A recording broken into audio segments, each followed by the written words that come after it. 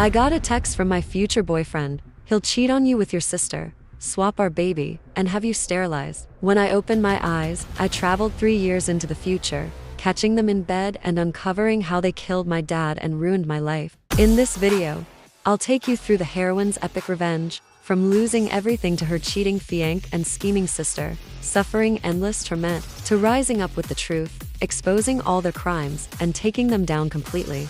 Full of jaw-dropping twists and non-stop thrills, I'll break down the most explosive scenes from this viral novel and show you all its most shocking highlights. The uncut full ending of this book is exclusive paid content on the platform. You can only find this novel and unlock the entire book with the exclusive code I've prepared for you. What's more, readers using this code get early access to the latest chapters. Without further ado, let's dive right into the story. The night I accepted his proposal, a message flashed from an unknown number. The sender's name chilled me.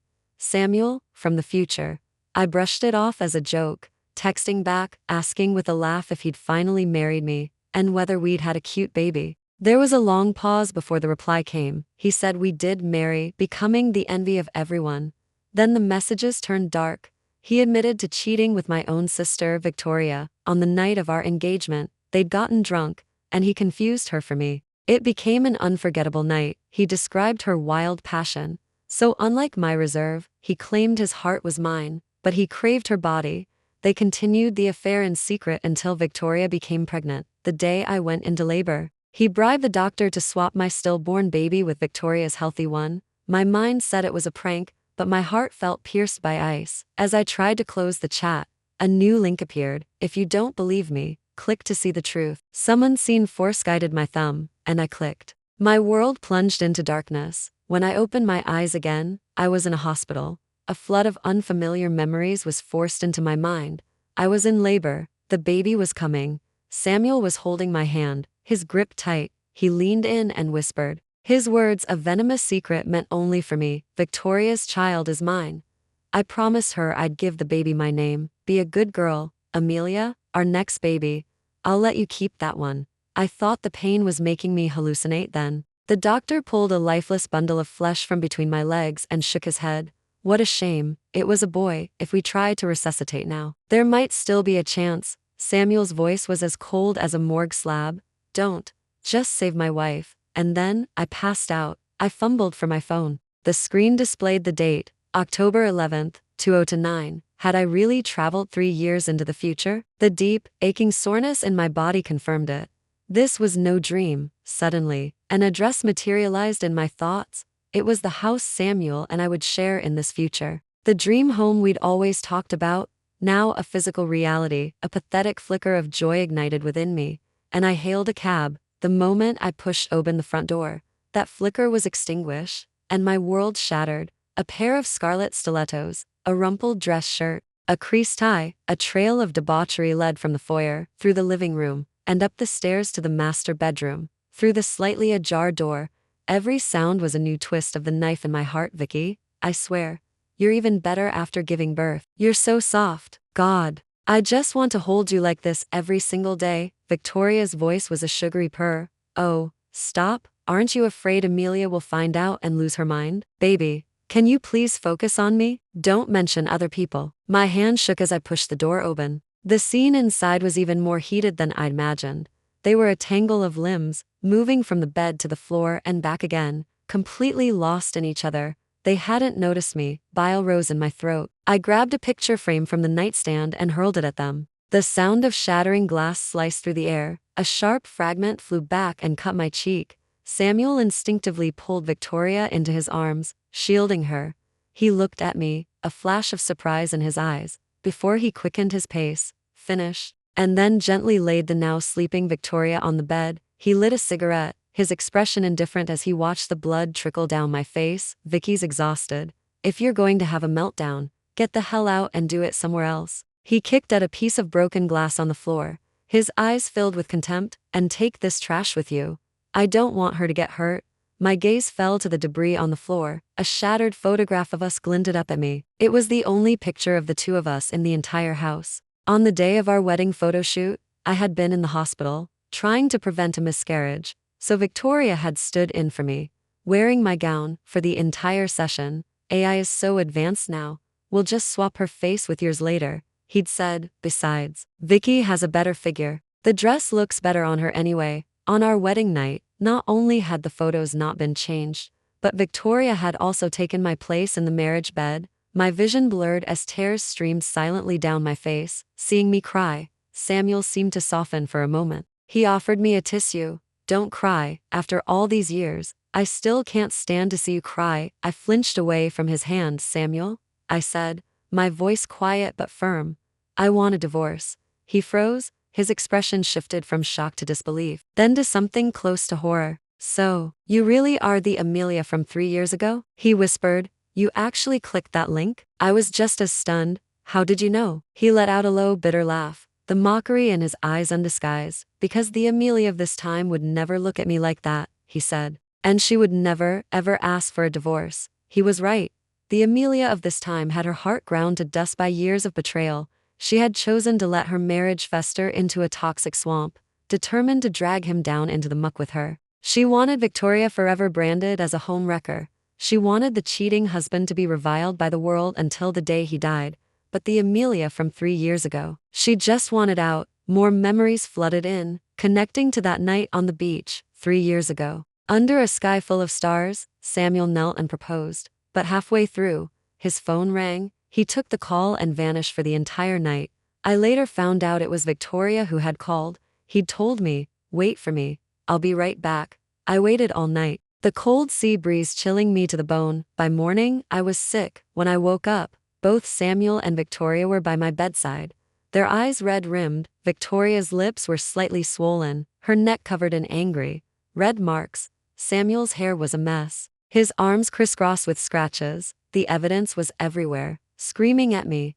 But then Victoria burst into tears, claiming she'd been tricked and beaten by a scumbag boyfriend, and that Samuel had saved her life. And because of that, I let my suspicions go. To make up for abandoning me, Samuel bought me a one-of-a-kind wedding gown, a breathtaking creation covered entirely in diamonds. It was a fairy tale, but as I was basking in my happiness, I got the call. My father had died of a sudden heart attack. I collapsed after my mother passed. My father was all I had. His condition had been stable for years. Something must have triggered it.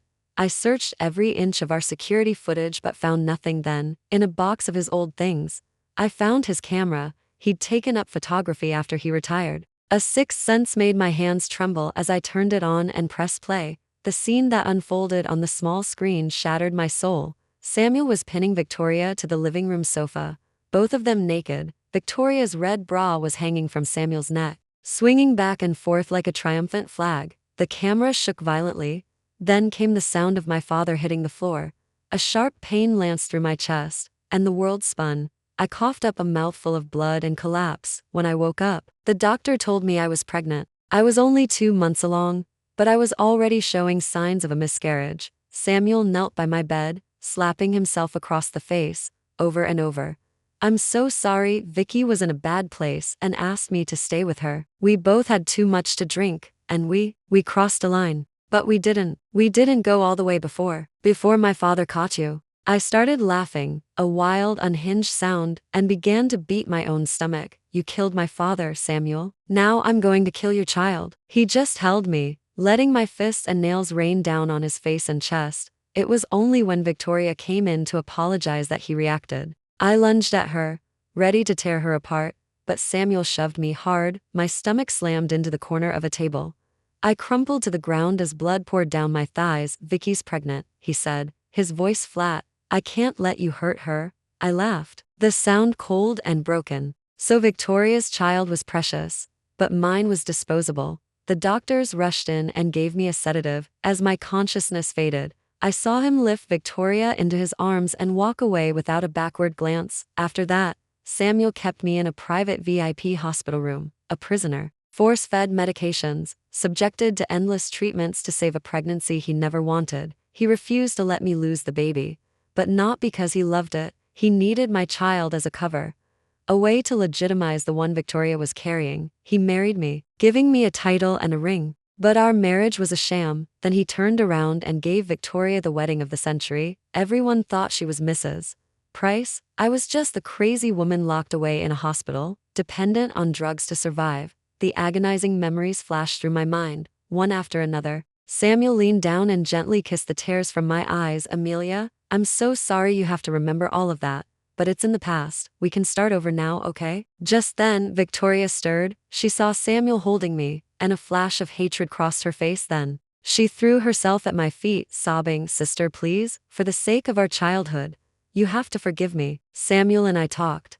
This was the last time. We're done, you two can be happy together. Don't worry about me, just pretend I'm dead. I sneered. Then why don't you go die? Samuel pulled her to her feet and roared at me. That's enough. Vicky has been through hell with her own husband. I was just comforting her.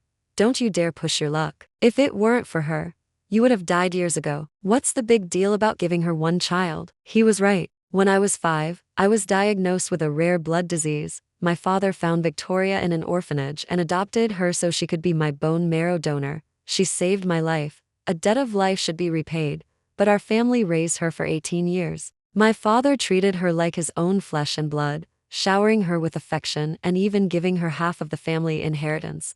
But she knew about my father's weak heart. She knew any shock could kill him. And she brought Samuel into our home and had sex with him anyway. She was my mortal enemy. I wanted to see her suffer. Victoria grabbed my hand again. Amelia, I'm sorry. I'll do anything. Just please forgive me.